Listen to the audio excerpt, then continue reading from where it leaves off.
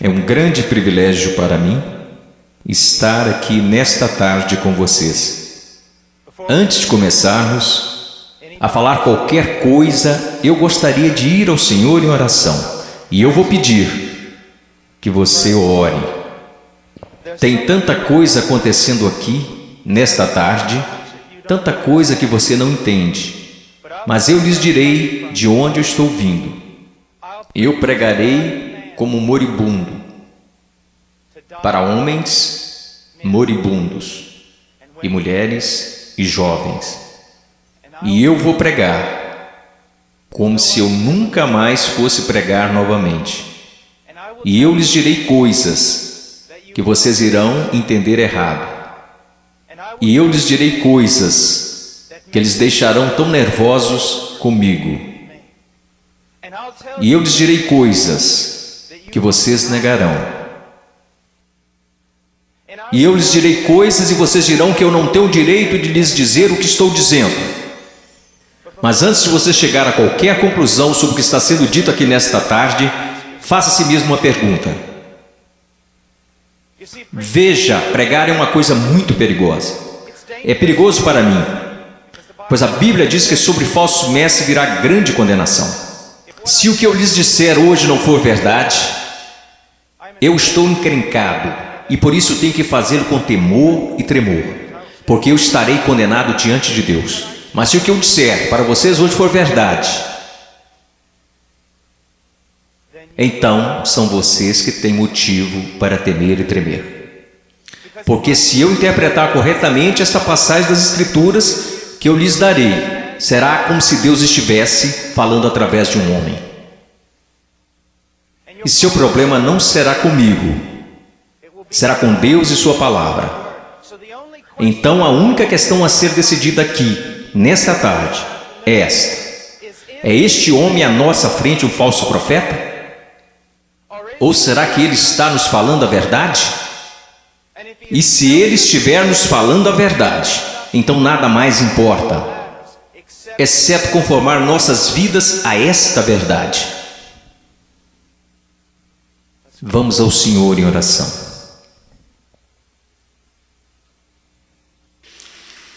Pai,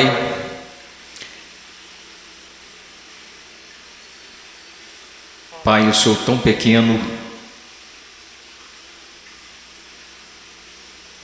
tão desprezível de tantas maneiras. Tu sabes, Senhor, Tu sabes.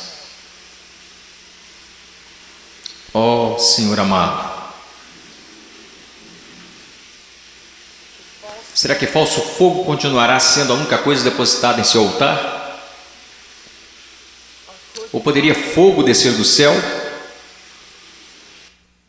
No meio de tanto barulho e clamores e programações, poderia fogo descer do céu? Podem esses ossos secos voltar a viver? Tu sabes, Senhor. Em Tua soberania eu oro e imploro ante ao trono de Deus, que sejas gracioso para conosco. Que o Senhor abra corações e mentes. Senhor, não podemos contar com que eles os abram, eles nunca o farão. Abra seus corações e mentes e faça com que eles vejam a verdade bíblica. Sopre sobre eles, conceda arrependimento, conceda fé. Traga-os ao Teu reino, Senhor. Para a Sua glória, pelo Seu grande nome, realize estas coisas. Senhor, como o irmão falava, que seja, Senhor, de tal forma que nenhum homem obtenha crédito, que nenhum homem ponha a mão na arca do Senhor e se pôr que caia morto, Senhor. Ó Deus, faça-se presente entre nós, por favor, pois não temos outra esperança, não temos nenhuma outra esperança. Estas crianças não têm outra esperança, a não ser que o Senhor haja. Amém.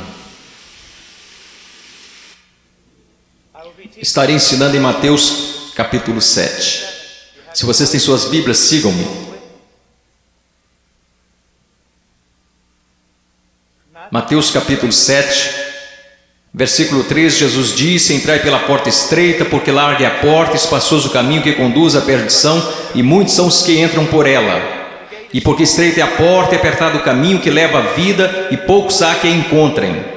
Acautelai-vos, porém, dos falsos profetas que vêm até vós vestidos como ovelhas, mas interiormente são lobos devoradores. Por seus frutos conhecereis. Porventura colhem-se uvas dos pinheiros ou figos dos abrolhos?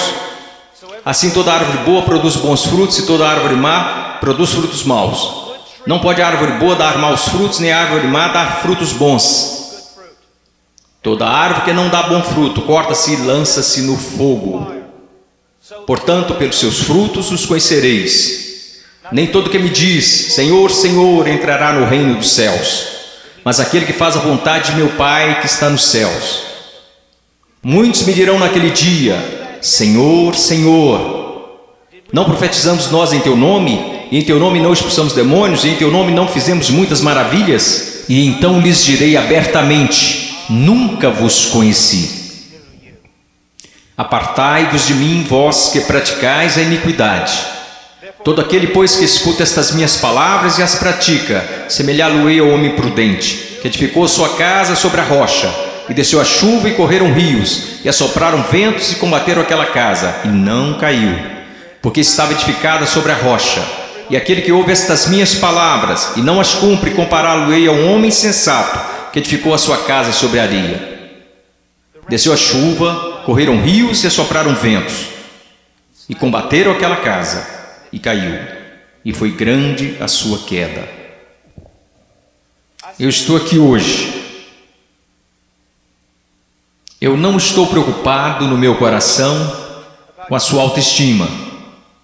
Eu não estou preocupado no meu coração se você se sente bem consigo mesmo, se a vida está do jeito que você queria, ou se a sua conta bancária está no verde. Só tem uma coisa que me tirou o sono. Só tem uma coisa que me preocupou durante a manhã toda, e é isto: em 100 anos, a maioria das pessoas neste prédio possivelmente estarão no inferno. E muitos que até mesmo professam Jesus Cristo como Senhor, passarão a eternidade no inferno. E você diz: pastor, como você pode dizer uma coisa como esta? Eu posso dizer uma coisa como esta, pois eu não realizo meu ministério na América. Eu prego a maior parte do tempo na América do Sul, África e leste europeu. E eu quero que você saiba que quando olham para o cristianismo americano, ele é mais baseado em uma cultura sem Deus do que na palavra de Deus. E tantas pessoas são enganadas, e tantos jovens são enganados, e tantos adultos são enganados em crer que por terem feito uma oração uma vez em suas vidas, eles irão para o céu. E então, quando eles olham ao redor e veem outros que confessam a Cristo, e veem essas pessoas tão mundanas quanto o mundo, e comparam-se uns com os outros, nada perturba seus corações. Eles pensam: bem, eu sou igual à maioria do meu grupo de jovens. Eu vejo coisas que não deveria ver na TV e rio das coisas que Deus odeia. Eu uso roupas sensuais. Eu falo como o mundo, eu ando como o mundo, eu amo a música do mundo. Eu amo tanto essas coisas do mundo, mas graças a Deus eu sou um cristão. Porque eu sou um cristão, eu não pareço diferente da maioria das pessoas da minha igreja. Porque eu sou cristão, porque houve uma vez na minha vida que eu fiz uma oração e pedi para Jesus entrar no meu coração. Eu quero que você saiba que a maior heresia na igreja evangélica protestante americana é que se você orar e pedir para Jesus Cristo entrar no seu coração, Ele definitivamente entrará. Vocês não encontrarão isso em nenhum lugar das Escrituras. Vocês não encontrarão isso na história batista até 50 anos atrás. O que vocês precisam saber é que a salvação é pela fé, e fé somente em Jesus Cristo. E a fé somente em Jesus Cristo é precedida e seguida por arrependimento, um abandono do pecado, um ódio pelas coisas que Deus odeia, e um amor pelas coisas que Deus ama, um crescimento em santidade e um desejo, não de ser como a Britney Spears, não de ser como o mundo, e não de ser como a maioria dos cristãos americanos, mas de ser como Jesus Cristo.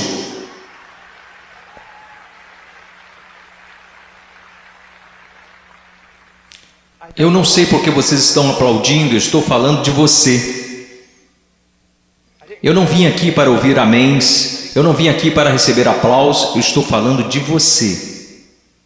Muitas vezes as pessoas vêm a mim e dizem: eu adoraria segui-lo até a Romênia, adoraria segui-lo à Ucrânia, eu adoraria pregar onde você prega e onde plantou igreja no Peru, na floresta. E eu digo: não, você não iria. Eles dizem: sim, eu iria. E eu digo: não, você não iria, porque você seria expulso da igreja de lá.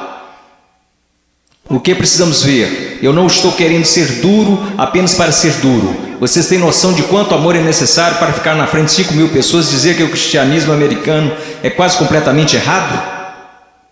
Você sabe o que vai me custar nunca mais ser chamado para algo assim? Ser impopular? Você sabe por que você faz isso? Você não faz porque você vai ser bem pago. Você não faz isso porque os homens te amam. Você faz isso porque você ama os homens e, acima de tudo, você quer honrar a Deus. Eu quero lhe dizer uma coisa. Nós vamos olhar para as Escrituras e eu quero que você olhe para ela como ela realmente é. Pare de se comparar com outros que dizem que são cristãos, que se comparam com outros que dizem que são cristãos. Compare a si mesmo com as Escrituras. Quando alguém, um jovem, vem a um pastor ou pastor de jovens e diz: eu não tenho certeza se sou salvo. O pastor de jovens geralmente vai lançar um clichê. Alguma vez em sua vida você orou e pediu para Jesus entrar em seu coração? Bom, sim. Você foi sincero? Bem, eu não sei, mas acho que sim. Você precisa dizer para Satanás parar de te incomodar. Você escreveu no verso da sua Bíblia, assim como o evangelista ensinou quando você foi salvo. Você anotou a data para que qualquer dia que você duvidasse apontasse para a Bíblia. Que superstições têm invadido nossa denominação? Você sabe o que a Bíblia fala para os cristãos fazerem? Examine-se a si mesmo. Teste a si mesmo à luz das Escrituras para saber se você está na fé. Teste a si mesmo para saber se você é um cristão. Você consegue ver se o Senhor liberasse todos aqui e mandasse vocês baterem em cada porta dessa cidade? Você sabe o que descobriríamos? 99% das pessoas, pelo menos nessa cidade, acredita que são cristãos. Se você voltar para a sua cidade natal e bater em cada porta de cada casa, porque eu voltei para a minha cidade natal, quando fiz salvo e bati em cada porta, e você sabe o que eu descobri? Todo mundo na minha cidade é um cristão. 85% deles não vão à igreja, e aqueles que vão à igreja não estão preocupados com santidade. Eles não estão preocupados em servir, não estão preocupados em ser separados do mundo, não estão preocupados se o evangelho será pregado entre as nações. Mas graças a Deus eles são salvos. Por que eles são salvos? Porque algum evangelista que deveria ter passado mais tempo estudando sua Bíblia do que pregando, disse a eles que eles eram salvos. E ele disse isso para que depois pudesse gabar de quantas pessoas se converteram no seu próximo avivamento. Eu amo vocês. E existem homens aqui que amam vocês. E eu quero ir às Escrituras agora que eu choquei para a vida. Eu quero que vocês me ouçam. Ouça a palavra de Deus e comece a se perguntar algumas perguntas. Antes de tudo, entrai pela porta estreita, porque larga é a porta, espaçoso o caminho que conduz à perdição, e muitos são os que entram por ela. Existe uma porta estreita. E sabe, historicamente, uma das razões pela qual sou um Batista do Sul é porque os Batistas do Sul sempre foram rápidos, enquanto outras denominações falharam em perceber isto. Os Batistas do Sul sempre foram rápidos em perceber que é só uma porta. Só há um Deus. Só há um mediador entre Deus e os homens. Seu nome é Jesus Cristo, e não é uma questão de múltipla escolha. Não é como se todos os caminhos levassem a Roma. Como denominação, nós sempre ensinamos às pessoas o que Jesus ensinou às pessoas. Eu sou o caminho, a verdade e a vida, e ninguém vê ao Pai senão por mim. Então eu louvo a Deus por isso, que a única forma que qualquer ser humano nesta terra será salvo é por meio de Jesus Cristo. E ponto final. Porque você precisa entender que a Bíblia diz: todos pecaram e destituídos estão da glória de Deus, e vocês não têm ideia do que isso significa, que nascemos totalmente depravados, odiando a Deus, que nós nunca buscaríamos a Deus, nunca iríamos a Deus, nós nos rebelamos contra Deus, quebrando toda a lei. Não é só uma questão de que você já pecou, a questão é: você nunca fez nada além de pecar. A Bíblia diz nos profetas que até as nossas maiores obras são como trapos de imundícia perante Deus, e por causa disso você sabe o que merecemos? A ira de Deus, o ódio santo de Deus. E vocês dizem: espere um pouco, Deus não pode odiar ninguém, Deus é amor. Não, meu amigo, você precisa entender uma coisa: Jesus Cristo ensinou, os profetas ensinaram, os apóstolos ensinaram isto. que a não ser a graça de Deus revelada em Jesus Cristo, nosso Senhor, a única coisa que resta para você é a ira, a violenta ira de Deus. E por causa de sua rebelião e de seus pecados. Quando fala em universidades, eles sempre são rápidos em dizer: não, Deus não pode odiar porque Deus é amor. Mas eu digo, Deus tem de odiar porque Ele é amor. Veja, eu amo crianças, portanto odeio aborto. Se eu amo o que é santo, devo odiar o que não é santo. Deus é um Deus santo, e isso é algo que os americanos esqueceram. Muitas das coisas que você adora fazer, Deus odeia. Você sabia disso? Ore por avivamento. Você vai para a reunião de jovens e quer que Deus seja, mas antes de ir você assiste programas na TV que Deus absolutamente abomina. E então você se pergunta por que o Espírito Santo não desceu sobre nós e por que você tem que criar falso fogo e falso entusiasmo. Porque Deus não está presente. Deus é um Deus santo. E a única maneira pela qual eu e você poderíamos nos reconciliar com Deus Santo é pela morte do Filho unigênito de Deus, quando ele foi pendurado naquele madeiro. Agora escutem, se você hoje é salvo, você não foi salvo porque os romanos judeus rejeitaram Jesus. Você não foi salvo porque eles colocaram uma coroa de espinhos na sua cabeça, nem foi salvo porque eles perfuraram o tórax de Jesus com uma lança. Você não foi salvo nem mesmo porque eles o pregaram na cruz. Você sabe por que você é salvo? Se você é salvo, porque quando Jesus Cristo estava pendurado naquela cruz, Ele levou os seus pecados, o pecado do povo de Deus, e toda a violenta ira de Deus que deveria ter caído sobre você, caiu sobre seu único filho. Alguém tinha que pagar o preço, alguém tinha que morrer. Foi Deus, o Pai, quem esmagou seu único filho, de acordo com Isaías 53, ao Senhor agradou moê-lo. As pessoas dizem: a cruz é um sinal de quanto o homem é valioso. Isso não é verdade. A cruz é um sinal de quão depravado nós realmente somos. Ele levou à morte o Filho único de Deus. A única coisa que poderia salvar pessoas como nós foi a morte do único Filho de Deus, sob a ira de seu próprio Pai, pagando o preço, levantando dos mortos, poderoso para salvar. Este é o Evangelho de Jesus. Agora, o que você é chamado para fazer? Você diz: entrar pela porta estreita. Como você faz isso? Jesus disse: o tempo é chegado, o reino de Deus se aproxima. O que você deve fazer? Em Marcos ele nos diz: arrependa-se e creia no Evangelho. Você diz: irmão Paul, eu fui salvo orando e pedindo para Jesus entrar no meu coração. Eu tenho certeza que você o fez, mas você não foi salvo por uma fórmula mágica ou por causa de algumas palavras. Você foi salvo porque se arrependeu de seus pecados e acreditou. E não foi uma coisa isolada, você continua fazendo até hoje, porque Jesus, numa tradução mais correta deste verso, falou: o reino de Deus se aproxima, o tempo é chegado. Agora passem o resto de suas vidas se arrependendo de seus pecados e crendo em mim. Conversão não é como uma vacina. Ah, eu fiz isso, ou me arrependi, eu criei. A questão é, meu amigo, você continua se arrependendo de seus pecados? Você continua crendo? Porque aquele que começou boa obra em vocês também a terminará. Ele terminará. Nós, os batistas do Sul, pregamos que você deve ir por essa única porta, que é Jesus Cristo. Mas nós, batistas do Sul, esquecemos algo. E eu quero que pastores de jovens e outros líderes escutem-me, pois nós esquecemos um ensinamento muito importante do Evangelho. Diz que não só a porta é estreita, mas o caminho também é estreito. O que basicamente fazemos é conduzir uma pessoa a Cristo ou conduzimos alguém a uma oração. E aí essa pessoa passa o resto da vida vivendo igual o mundo. Se você quiser negar isso, eu posso trazer as estatísticas para te provar.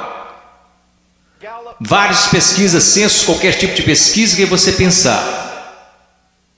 Quando elas questionam a moralidade da igreja nos Estados Unidos da América, em comparação com a moralidade daqueles que se consideram perdidos, as pesquisas não acham diferenças. Veja, esses são apenas dados, não tem nada a ver com interpretação religiosa, são estatísticas. Livros e mais livros têm sido escritos incessantemente por teólogos, filósofos, sociólogos e afins. O que está acontecendo na igreja? Descobrimos que o aborto na igreja é tão prevalente quanto no mundo. O divórcio é tão prevalente, a imoralidade. Você sabe, assim como eu, que há jovens aqui neste momento que estão praticando imoralidade e ainda assim adorando a Deus como se nada estivesse acontecendo. Você sabe que há jovens aqui que estão usando drogas e indo para a reunião de jovens da igreja. Você sabe, vendo e fazendo coisas que não são apropriadas para cristãos, e ainda assim eles vão para a reunião de jovens, convencidos que estão satisfeitos, convencidos que estão salvos, e ninguém está falando nada a não ser isto. Eles são cristãos carnais. Eles são cristãos de verdade, só são carnais. Esta é uma doutrina que começou no seminário batista, que não era um seminário dos batistas do sul, muitas décadas atrás. Essa doutrina não é bíblica e não é histórica. Meu caro amigo, ser cristão carnal não existe. Você diz, espere um pouco, irmão, um pouco. 1 Coríntios capítulo 3. Não sois porventura carnais? Paulo disse isso? Não, isso foi o que Paulo disse. Você precisa ler o livro todo para saber o que ele queria dizer. Um dos nossos problemas, juventude, escutem-me, a maior parte do nosso cristianismo é baseado em clichês que lemos nas camisetas cristãs. A maior parte do nosso cristianismo vem de músicos e não da Bíblia. A maior parte das coisas que a gente acredita ser verdade é ditado pela nossa cultura e não pela Bíblia. A Bíblia não ensina que uma pessoa pode ser um cristão genuíno e viver em constante carnalidade, perversidade, pecaminosidade todos os dias de sua vida. Mas a Bíblia ensina que o cristão genuíno recebeu uma nova natureza. O cristão verdadeiro tem um pai que o ama, que o disciplina, cuida dele e que se importa com ele. Meu coração está quebrantado porque você sabe tanto quanto eu, jovens. Não sejamos hipócritas, não vamos esconder a verdade. Há muita gente assim, você os conhece, você pode ser um deles, ou ao menos sabe que tem um no seu grupo de jovens. Eles vão às reuniões, eles fazem todas as coisas, mas em seus corações eles são tão depravados quanto se pode ser. Não há diferença, não há luz. Tudo que o mundo faz, eles também fazem, está tudo bem assim. Meu amigo, isso não é cristianismo. Não estão correndo o perigo de perder o galardão, eles estão correndo o perigo de ir para o inferno. Eles não conhecem a Deus. O que nós ensinamos? Quando foi a última vez que você ouviu alguém falar que não existe apenas uma porta estreita, mas também um caminho estreito? Jesus indica que um dos principais sinais para saber se você é um cristão de verdade é se você anda no caminho estreito. Você sabe qual é o sinal para saber se você é um cristão na América? Você fez uma oração uma vez? Não é incrível? O que você se pergunta quando duvida da sua salvação? Se você fez uma oração de salvação uma vez, o que as Escrituras ensinam? Examinai-vos e provai a vós mesmos para saber se realmente estáis na fé, porque um cristão será diferente. Estou dizendo que um cristão é sem pecado? Não, porque aprendemos em 1 João que os cristãos pecam. Se dissermos que não conhecemos o pecado, então não conhecemos a Deus, não andamos na luz. Então qual é a diferença? Onde eu quero chegar? Eu estou chegando até aqui. Se você é genuinamente um cristão nascido de novo, um filho de Deus, você andará pelo caminho da justiça, como estilo de vida. E se você se desviar desse caminho de retidão, o Pai virá até você. Ele irá discipliná-lo, ele o colocará de volta naquele caminho. Se você professa que entrou pela porta estreita, mas continua andando pelo caminho largo, assim como todos da sua escola, assim como todos que são carnais e depravados, a Bíblia quer que você saiba que você deveria ficar terrivelmente amedrontado, porque você não conhece a Deus. Eu temo homens que passam a maior parte de suas vidas dizendo às outras pessoas que elas são salvas. Eu tenho medo de você se você já fez isso. Você não diz às pessoas que elas são salvas, você as diz como serem salvas. Deus as diz se elas são salvas. O que nós esquecemos de acreditar é que a salvação é uma obra sobrenatural de Deus. E aqueles que estão sendo genuinamente convertidos e regenerados pelo poder do Espírito Santo serão novas criaturas. A Bíblia diz, pelo que se alguém está em Cristo, nova criatura é. Então nós encontramos aqui nas Escrituras que há uma porta estreita e um caminho estreito. Estamos indo para o versículo 15. Acautelai-vos, porém, dos falsos profetas que vêm até vós vestidos como ovelhas, mas interiormente são lobos devoradores. Por seus frutos os conhecereis. Uma das coisas que você precisa entender é isto, uma coisa que um homem sábio me disse há muito tempo: Paul, seu melhor amigo é aquele que te diz as maiores verdades. Nos Estados Unidos da América, nós nos tornamos tão cheios de não me toques que ninguém pode nos repreender. Ninguém pode nos dizer que estamos errados. E ministros e líderes também têm acreditado nessa mentira. Nós não queremos ofender, nós queremos ser amigáveis. O que você precisa entender é que só um amigo verdadeiro, seu nome é Deus. E se você quer ser amigo de alguém na sua igreja, você precisa ser amigo de Deus. E você precisa estar mais preocupado com a glória de Deus do que você está com as atitudes dos homens.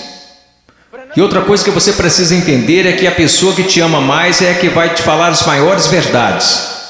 Uma das grandes marcas diferenciais de um falso profeta é que ele sempre vai falar o que você quer ouvir. Ele nunca vai estragar a festa. Ele vai fazer você continuar batendo palmas, pulando, vai fazer você ficar atordoado, ele vai te manter entretido, ele te apresentará um cristianismo que fará a sua igreja parecer um parque de versões de Jesus.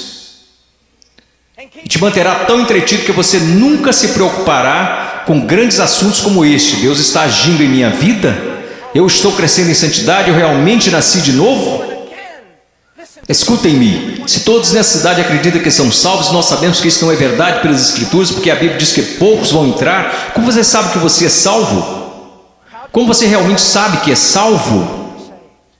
Porque alguém te disse? Porque você fez uma oração? Porque você acreditou? Deixe-me te perguntar, como você sabe que acredita? Porque todo mundo diz que acredita. Como você sabe que não é igual a eles? Você sabe como a Bíblia ensina que você sabe se é salvo? Você sabe como a doutrina batista até 50 anos atrás diria que você sabe que é salvo? Você sabe que foi salvo porque sua vida está num processo de transformação. E seu estilo de vida é de alguém que anda nos caminhos da verdade do Senhor. E quando você para de andar nos caminhos da desobediência, como todos nós fazemos, Deus vem até você e te põe de volta no caminho. Uma das maiores evidências que você nasceu de novo é que Deus não permitirá que você fale como sua carne quer falar.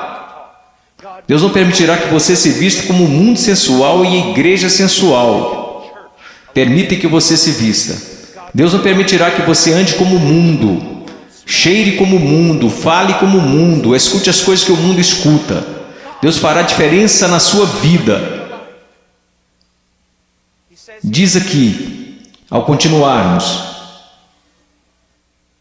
versículo 17. Então todos, quero dizer, vamos ao versículo 16. Você os conhecerá pelos seus frutos. Como você reconhece um falso profeta? E uma aplicação mais ampla aqui nas Escrituras. E como você sabe que alguém é um cristão genuíno? Pelos seus frutos. Pelos seus frutos, meus amigos. Veja a sua vida, veja o jeito que você anda, veja o jeito que você fala, veja para as paixões do seu coração. Por acaso Jesus está aí em algum lugar, ou ele é só um acessório que você acrescenta em sua vida? Ou é só uma coisa que você faz nas quartas e domingos? Ele é só alguém que você aceita apenas intelectualmente, mas não de coração? Ele é um acessório, ele é o centro da sua vida? E qual é o fruto que você está produzindo? Você parece com o mundo, age como o mundo? Você experimenta as mesmas alegrias que o mundo experimenta? Você consegue amar o pecado e gostar de cometê-lo? Você consegue amar a rebeldia e gostar de ser rebelde? Então você não conhece a Deus. Você os conhecerá pelos seus frutos. Deus tem o poder para mudá-los. Imaginemos por um momento Jesus ensinando esta passagem. E você está lá ouvindo. E ele olha para você e diz: espinhos, espinhos. Você acha espinhos em figueiras? E você diz: é claro que não, Jesus. Você não é um agricultor, você não é um fazendeiro, você é um carpinteiro, mas todo mundo sabe, Jesus, você não encontra espinhos numa figueira. Então deixe-me fazer outra pergunta. Você encontra figos bons, frutos em espinheiros? É claro que não, Jesus, isso é loucura. Quer dizer, você nunca vai achar espinhos numa figueira e também nunca encontrará figos num espinheiro. Jesus, se me disserem que isso é possível, pode tomar nota. Ou essa pessoa é louca ou é mentirosa. Então Jesus lhe responde: muito bem.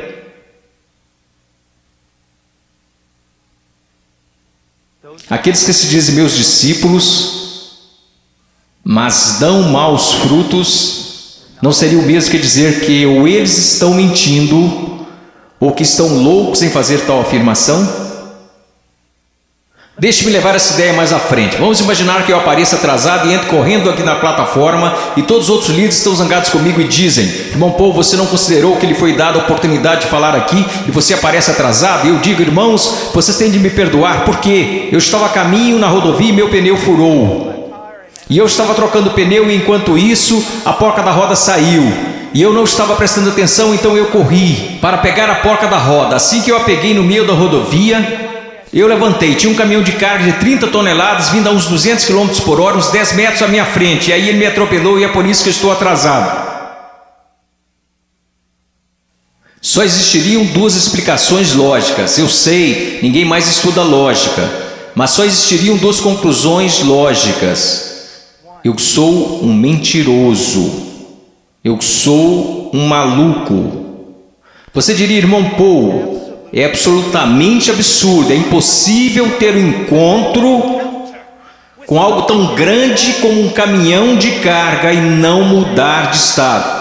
E minha questão para você é a seguinte: o que é maior, um caminhão de carga ou Deus? Como é que tantas pessoas hoje professam ter tido um encontro com Jesus Cristo e ainda assim não são permanentemente transformados? Deixe-me dar-lhes algumas coisas para pensar. Você sabe que eu estou lhes dizendo a verdade. Quantas vezes você vai e rededica sua vida de novo e de novo e de novo? Quantas vezes os grupos de jovens veem a coisas como esta e ficam empolgadíssimos e voltam para a igreja e dura cerca de uma semana e meia. E mesmo assim dizem: ó, foi um grande mover de Deus. Não foi não. Se não durou é porque não foi um mover de Deus, foi emoção. Foram tantas coisas, mas não foi um grande mover de Deus. Deus trabalhou em sua vida. Deus está trabalhando em sua vida. Você os conhecerá pelos seus frutos. Você os conhecerá pelos seus frutos. Prosseguindo.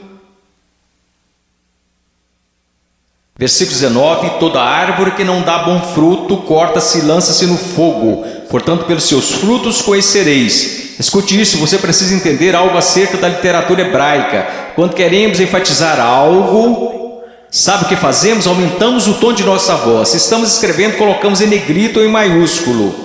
Mas para o judeu era diferente. Quando ele quer enfatizar algo, ele repete e repete. Por isso que encontramos paralelismo hebraico no livro de Provérbios: o ímpio viverá na terra, o ímpio será destruído. Ele está dizendo a mesma coisa, só que de um jeito diferente, para dar mais ênfase. É isso que Jesus está fazendo o tempo todo aqui. Pelos seus frutos conhecereis, pelos seus frutos conhecereis. Vocês os conhecerão pelo caminho que eles andam, pelos seus frutos conhecereis. Pelos seus frutos os conhecereis. Ele diz: toda árvore que não dá bom fruto, corta-se e lança-se no fogo.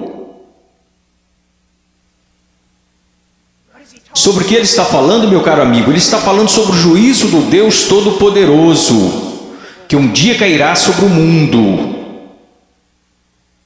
que um dia possivelmente poderá cair sobre você. Oh, meu caro amigo, eu não consigo olhar o seu coração. Eu sou tão facilmente enganado pelo meu próprio coração. Mas há um que não é enganado. Há um que não é enganado. Ele não é enganado por uma cultura cristã pós-moderna. Ele sabe. Pelos seus frutos os conhecereis. Então ele continua. E ele diz isto: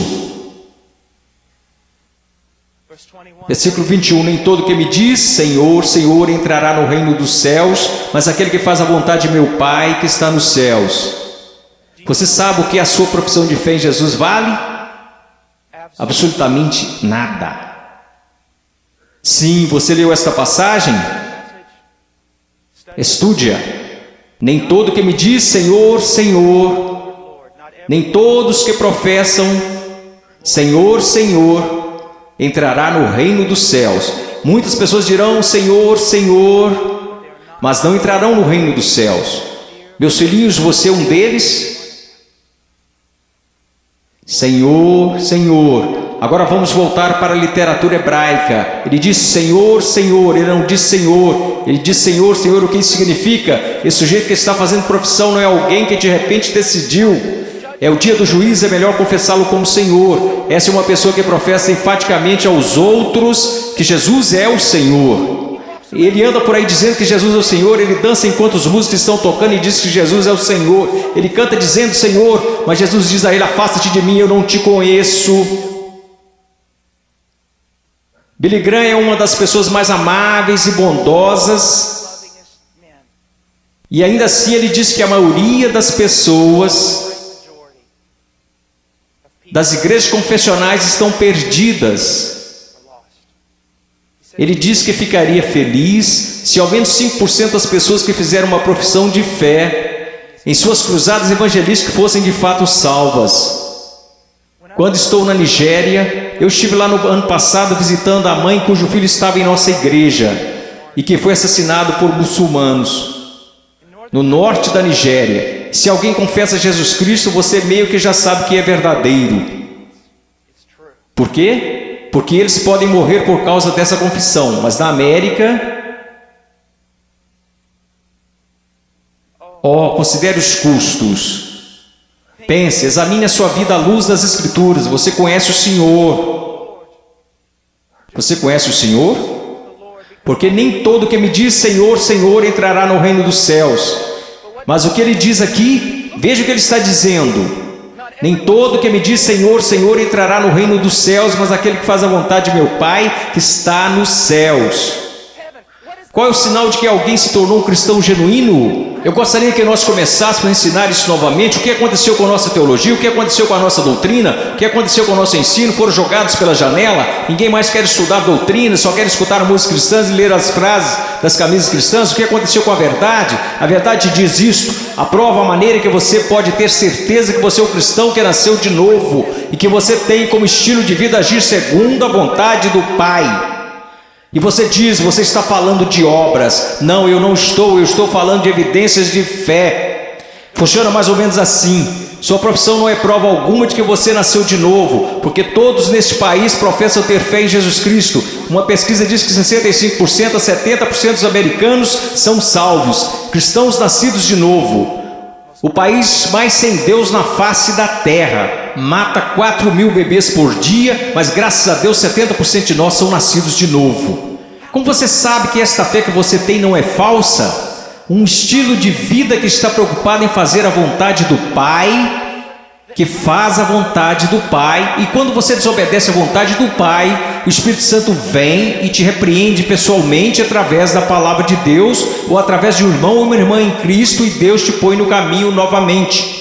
Se você é um cristão genuíno, você não pode escapar dele. Deixa-me dar um exemplo. Se eu fosse seu pastor, e você tivesse, digamos, 14 anos de idade, eu estivesse voltando de uma pregação à 1 da manhã e te visse em um parque ou em uma esquina qualquer, com um bando de delinquentes, fazendo coisas que você não deveria estar fazendo, se você fosse membro de nossa igreja, eu diria, entre no carro e eu vou te levar para casa. Eu não ficaria bravo com você, eu ficaria bravo com seu pai, eu diria a ele, Senhor, você é um pai negligente e irresponsável, deixar seu filho fora de casa em tais circunstâncias. Eu quero que vocês entendam uma coisa, Deus não é um pai irresponsável ou negligente. Se você pode brincar com o pecado, se você pode amar o mundo, amar as coisas do mundo, sempre estar envolvido com o mundo, fazendo as coisas do mundo, e se seus heróis são pessoas do mundo, se você quer parecer com eles, agir como eles, se você faz as mesmas coisas que eles fazem, meu caro amigo, ouça minha voz. Há uma grande possibilidade de você não conhecer a Deus e de não pertencer a Ele.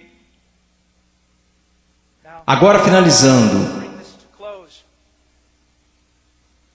Versículo 22. Muitos me dirão naquele dia: Senhor, Senhor, não profetizamos nós em Teu nome não expulsamos demônios, em Teu nome não fizemos muitas maravilhas? Então lhes direi abertamente: nunca vos conheci. Você diz: a coisa mais importante na face da terra é conhecer a Jesus Cristo. Isto não é verdade. A coisa mais importante na face da terra é que Jesus Cristo te conheça. Eu não entrarei na Casa Branca amanhã só porque eu fui até o portão e disse que conheço o presidente. Mas eles me deixarão entrar se o presidente falar: eu conheço Paul Washer. Você pode professar conhecer a Jesus, mas a minha pergunta para você é: você conhece a Jesus? Jesus te conhece?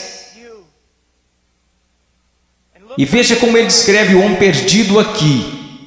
Ele diz: apartai-vos de mim, vós que praticais a iniquidade. Em grego, anomia.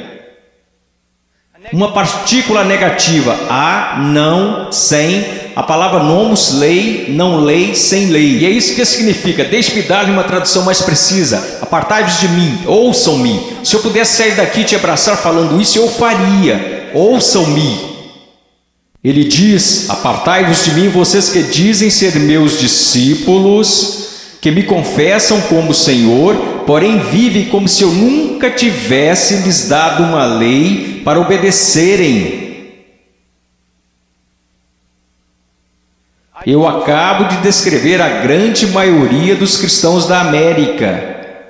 Se alguém começa a falar de lei, se alguém começa a falar de princípios bíblicos, sobre o que devemos fazer e o que não devemos fazer, como devemos viver e como não devemos viver, todos começam a exclamar: legalista, legalista. Mas Jesus disse: apartai-vos de mim, vocês que viveram, me chamaram de Senhor, contudo viveram como se eu nunca tivesse lhes dado uma lei para seguirem. Na cristandade americana disse: passe pela porta, louve a Deus, viva como o resto do mundo, tudo bem, você só é um cristão carnal e talvez volte um dia. Você sabe o que acontece por causa do nosso péssimo evangelismo? Nós temos milhões de crianças salvas nas EBF, e quando fazem 15 anos eles entram no mundo, e a maioria deles vive como demônios.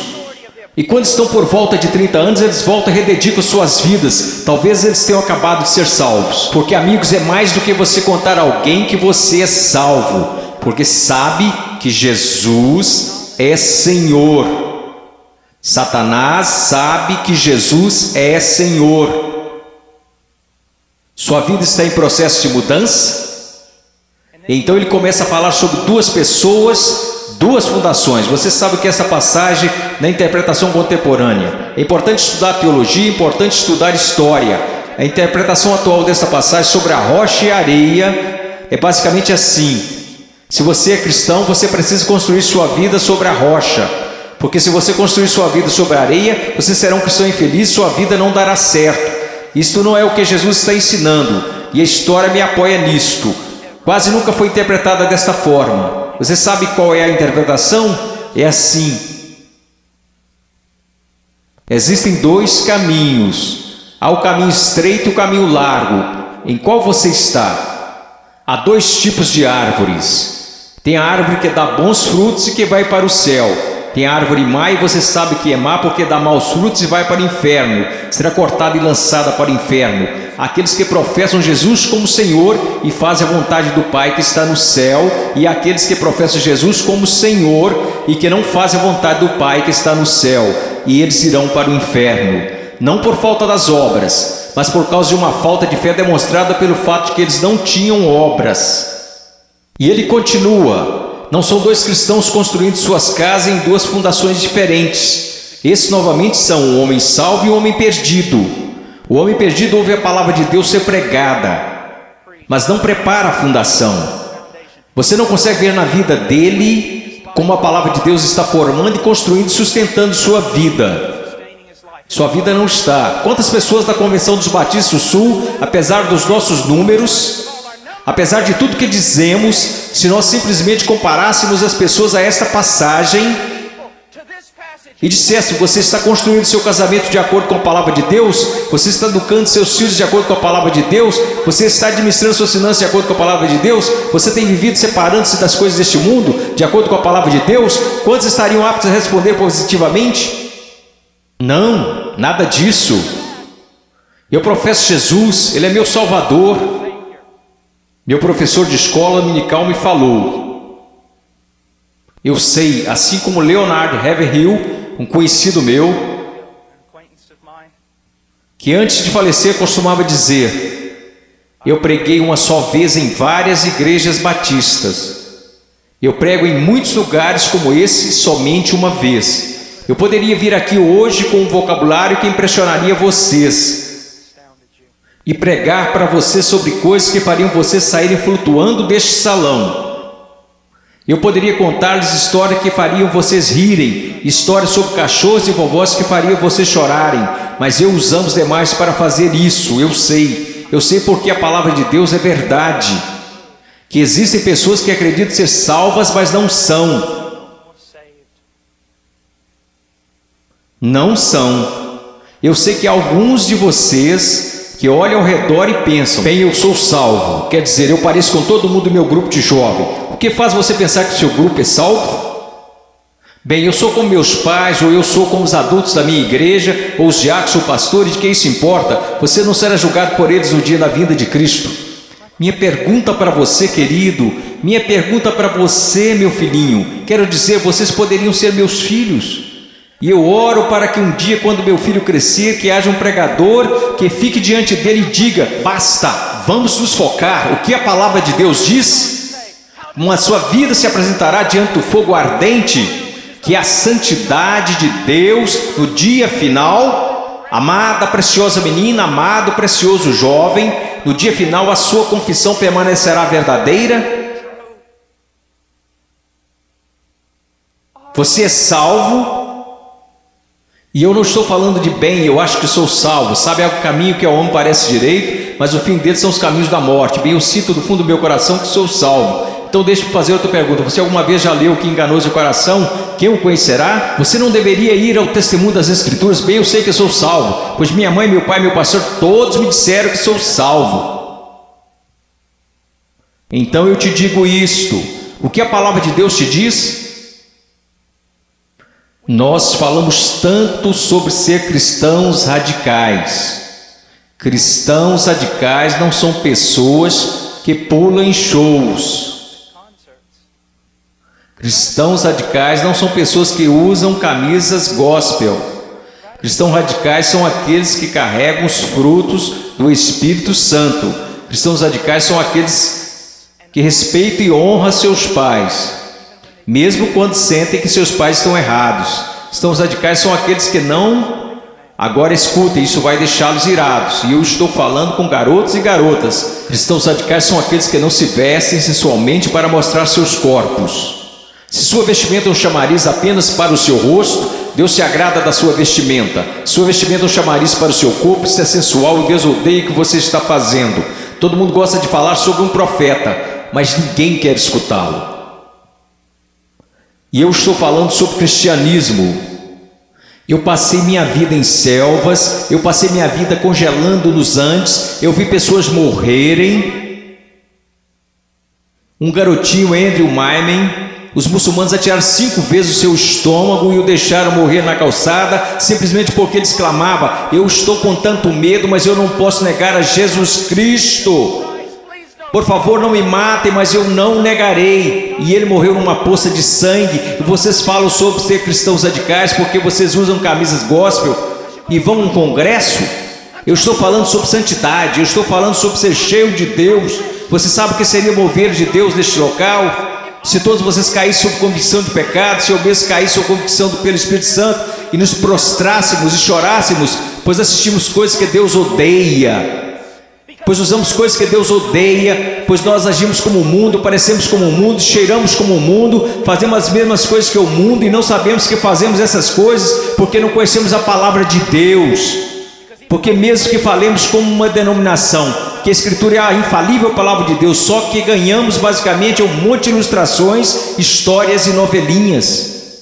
Oh, que Deus brilhe neste lugar, que viremos nossas costas para o pecado, que renunciemos às coisas que desagradam a Deus, e então que corramos para Ele, alegremos-nos nele e o amemos. Que Deus levante missionários. Eu não desejo a vocês o mesmo que seus pais. Eles querem segurança e boas casas para vocês. Eles querem que vocês tenham carros e respeito. Eu quero para vocês as mesmas coisas que quero para o meu filho, que um dia ele pegue uma bandeira, a bandeira de Jesus Cristo, e coloque-a num monte onde ninguém esteve antes, e que eles clame: Jesus Cristo é Senhor, mesmo que isso custe a sua vida. Se quando ele tiver 18 anos me disser as mesmas coisas que eu disse quando era jovem, eu vou para os montes, eu vou para a selva, e as pessoas disseram: você não pode ir, você está maluco, é uma guerra lá, você vai morrer. Eu vou. Quando aquele rapaz colocar sua mochila nas costas, eu vou orar por ele e dizer: vá, vá, Deus seja contigo, e se você morrer, meu filho, eu te vejo do outro lado e honrarei sua morte. Oh Deus, vamos orar, vamos orar. Oh Deus, eu não me importo com reputação, eu não me importo com o que os homens pensam. Eu quero que o Senhor seja honrado, eu quero que esses jovens sejam salvos. Eu quero que os salvos parem de olhar para um cristianismo cultural, que o Senhor odeia e que cuspirá fora de sua boca, e que eles olhem para a sua palavra e digam: eu seguirei a Jesus. Deus, eu oro pelos ministérios de jovens e pastores, e oro para que o Senhor os encha com espírito de sabedoria, amor e coragem e discernimento, e querido Deus, custe o que custar, eu oro para que o Senhor levante missionários. Ao olhar para esses garotos, eu não posso evitar de pensar no meu filhinho. Oh Deus, que o Senhor salve o Ian, e que eu levante e o mande para a pior parte da batalha. Oh, querido Deus, levante missionários aqui, levante missionários, levante pregadores e pastores e embaixadores e evangelistas, que conheçam a palavra de Deus. Oh Deus, trabalhe neste lugar, por favor, trabalhe neste lugar, amado Deus, por favor, por favor, por favor, por favor. Agora, com todas as cabeças baixas, alguém aqui hoje à noite que gostaria de dizer: irmão Paul, eu tenho vivido uma mentira. Eu digo que sou cristão, mas eu amo o mundo, eu pareço com o mundo, e cheiro como o mundo, e eu me odeio por conta disso. Irmão Paul, eu estou tão cansado desse cristianismo que tenho vivido, eu estou cansado disto. Eu estou cansado disto. Eu quero ser salvo. Eu quero ser salvo. Eu só quero que levantem. Irmão Paul, eu quero ser salvo. Amém. Alguém mais? Eu quero ser salvo. Amém. Amém. Em momentos teremos um apelo, e vocês que levantaram, eu vou descer aqui e quero que vocês se encontrem comigo.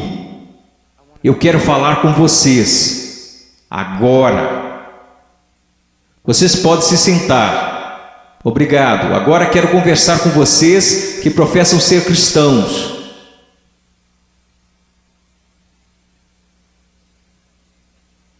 Sua vida honra a Jesus Cristo? Você está olhando em sua palavra para descobrir como deve viver? Eu oro de todo o coração. A única coisa que irá salvar a igreja na América, só há duas possibilidades. Uma é uma reforma total em nossas pregações, de nosso estudo da palavra de Deus, e a outra é uma perseguição feroz e horripilante. Essa é a única coisa que irá salvar a igreja na América. Eu oro para que vocês retornem à palavra. Eu oro, ouçam-me jovens, vocês precisam dizer: ok, como eu devo proceder perante meus pais? Vá à palavra, descubra, obedeça. Como devo me vestir? Vá à palavra, descubra, obedeça. Como devo falar? O que devo escutar? Ponha cada pensamento, palavra e ato em sujeição a Jesus Cristo.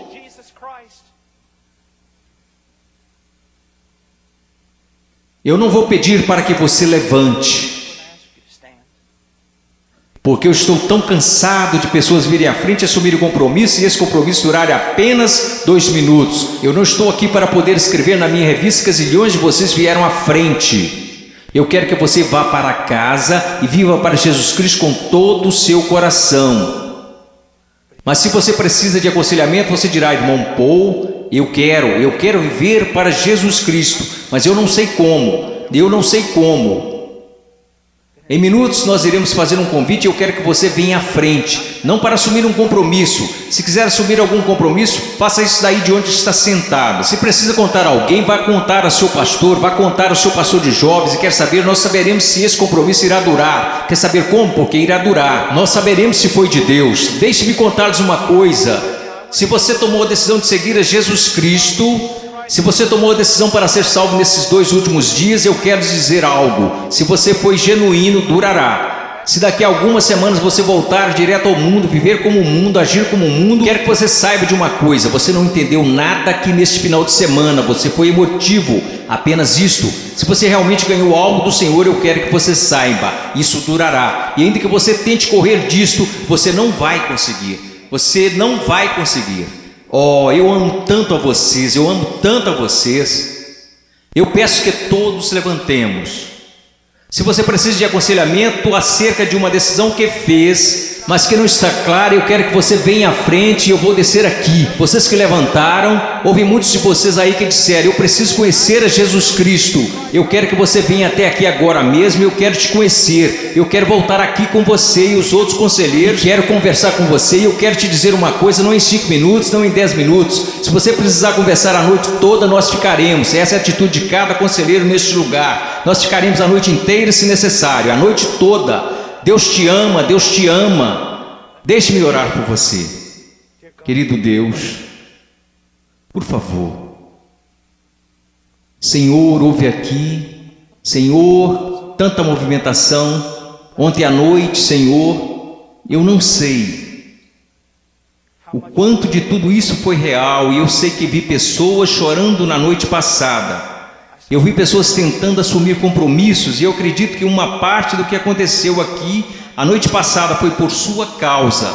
Hoje de manhã eu vi um jovem pregar, Pai, dar seu testemunho, e eu vi um trabalho genuíno do Espírito Santo. Eu não sei quantas dessas decisões foram verdadeiras, mas aconteceram algumas coisas reais aqui. Agora eu oro, Pai. Eu não sei o quanto será real, somente o tempo e a eternidade nos mostrarão. Mas, ó Deus querido, por favor, trabalhe em nome de Jesus. Amém.